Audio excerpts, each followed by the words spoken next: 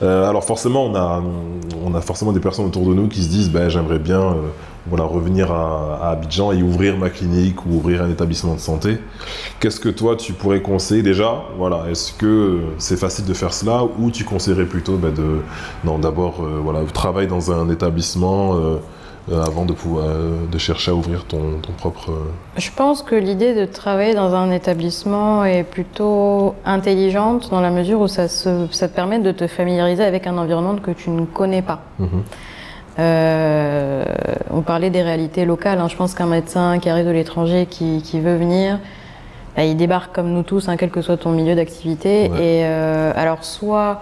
je connais une membre de la communauté REPAT qui prévoit de rentrer, qui elle pour le coup elle a un projet sur 2026, elle vient souvent ici parce qu'elle a de la famille et son chéri, mais à chaque fois qu'elle vient elle va aller dans des cliniques, rencontrer des gens, se faire des contacts, donc ça c'est pour moi l'alternative, c'est-à-dire que tu as un projet que tu prépares sur 2, 3, 4, 5 ans, tu fais la navette, enfin, tu te renseignes comme pour tout business que tu veux lancer, donc ça pour moi ça peut te permettre de te lancer directement quand tu rentres définitivement. Ouais. Mais se dire que je suis en France, je me dis qu'à la fin de l'année je rentre, monter son truc tout de suite, moi pour moi c'est un peu, ouais, c'est un peu cavalier. Ouais. Est-ce que le Il faut se faire connaître des professionnels est très, c'est-à-dire, enfin, toi, quand tu viens monter ta clinique, est-ce que tu as besoin quand même d'être inscrit dans certains réseaux informels, c'est qu'on ne voit pas comme ça, mais pour travailler avec les gens, enfin. Oui, enfin, je crois qu'il y a un syndicat des médecins privés, donc ça, je pense que c'est intéressant. Moi, je suis adhérente, ça te donne accès déjà à tout leur répertoire.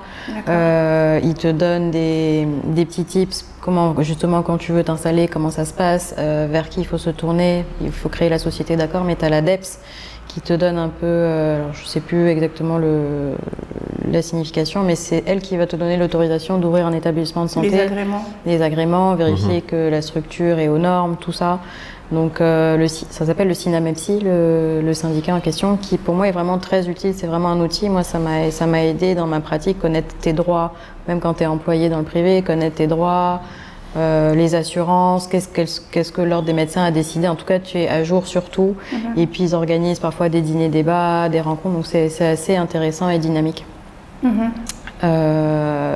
L'ADEPS, en ligne, il y a pas mal d'informations. Donc ça, c'est cool aussi. Ils ont un site qui est relativement bien fait, qui te permet même de l'étranger, parce qu'on parlait tout à l'heure du fait que il y a des infos qu'on n'a pas, sauf si t'es pas sur le territoire, il y a certaines infos qui sont difficiles à avoir parce qu'on n'est pas digitalisé comme l'Europe. Ouais. Mais pour le coup, eux le sont assez bien, comme l'ordre des médecins. Et non, je pense qu'après, quand on a la surface financière pour, c'est pas si compliqué que ça de s'installer.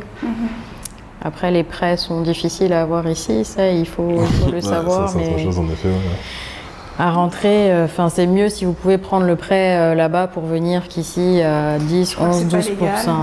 Il y a peu en tout cas, il y a peu de banques qui prêtent de la France vers l'Afrique. Surtout avec vu les derniers red flags qu'on a eu. La dernière mise à jour des pays. C'est pas cool. On est sur liste grise et liste noire, selon le référentiel. Il y a beaucoup de gens qui financent sur fonds propres en fait. Ouais, il faut être cash quoi. Ouais, il faut être cash.